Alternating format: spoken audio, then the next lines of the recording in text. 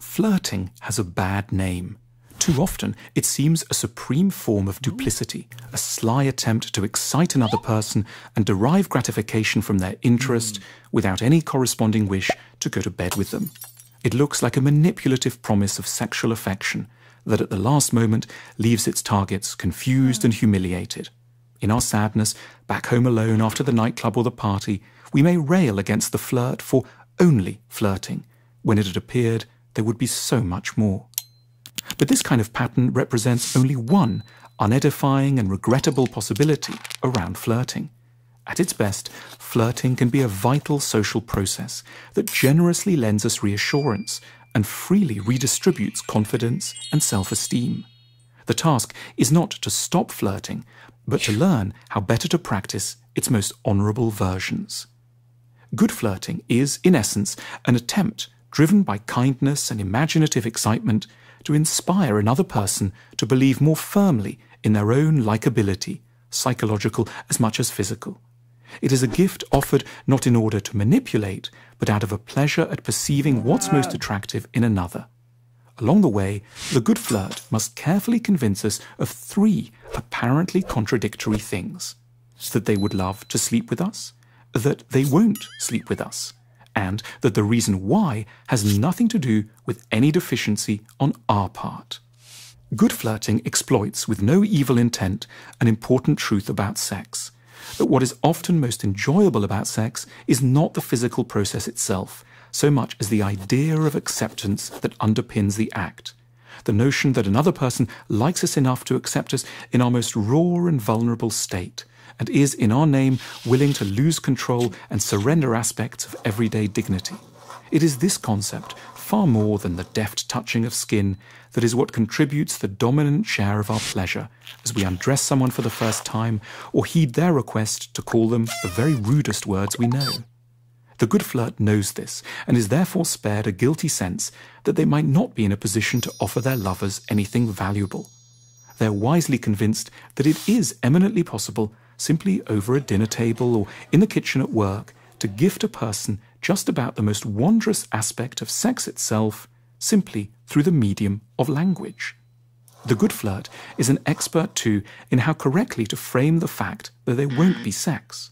By a deeply entrenched quirk of the human mind, it's generally hard for us to hear such news without at once reaching one overwhelming and crushing conclusion: that it's because the seducer has suddenly found us deeply and pervasively repulsive.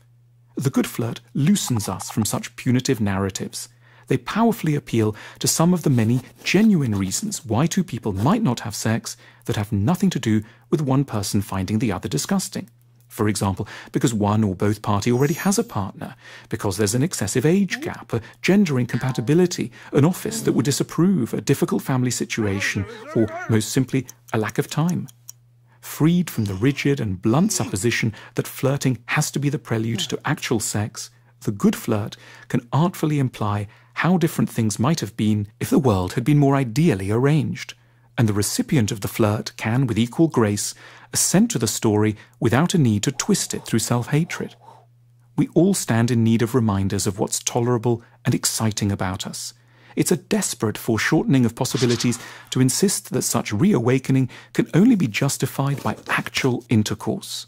Understood properly, flirting can beneficially occur across the largest gulfs of political belief, of social, economic or marital status, of sexual inclination, and, with obvious caveats, of age. The 26-year-old corporate lawyer and the 52-year-old man behind the counter of the corner shop can flirt, and so may the cleaner and the CEO. It's all the more moving when they do so because it signals a willingness to use the imagination to locate what's most attractive about another person who lies really very far from one's own points of reference. The question of what, if I considered someone, anyone sexually, I would find charming about them is one of the most intimate, interesting, and necessary questions one can ask. Flirting matters because of how rarely most of us get to experience ourselves as desirable. We generally learn through a rich sequence of rebuffs and via intelligent modesty to see ourselves as far from ideal. This picture is not inaccurate, but it isn't entirely true either. So the good flirt carries out an important psychological mission to restore balance to our view of ourselves. They remind us that for all our failings of character and bodily liabilities, we are in fact in certain ways properly appealing, and in a better situation than the one we find ourselves in, a truly interesting person to want to spend a night with. The flirt supplies an antidote to a characteristic sickness of maturity, an excessively negative view of ourselves. The good flirt is doing crucially important social work. They understand that being recognized as erotically appealing is hugely beneficial and a key to rendering us more patient, more generous, more energetic, and more content. It's a quiet tragedy that this widely consequential need should so often be expected to pass through the desperately narrow gate of sex. The good flirt is wisely and liberally trying to give erotic endorsement, with all the benefits this brings, a larger opportunity in life, liberating it from the tiny difficult window of opportunity offered by an actual requirement to make love. The good flirt is a pioneer in a crucial democratic science. They are attempting to correctly identify attractiveness in a way that will serve the many rather than the few. We should not only be grateful to good flirts, we should try to become good flirts ourselves.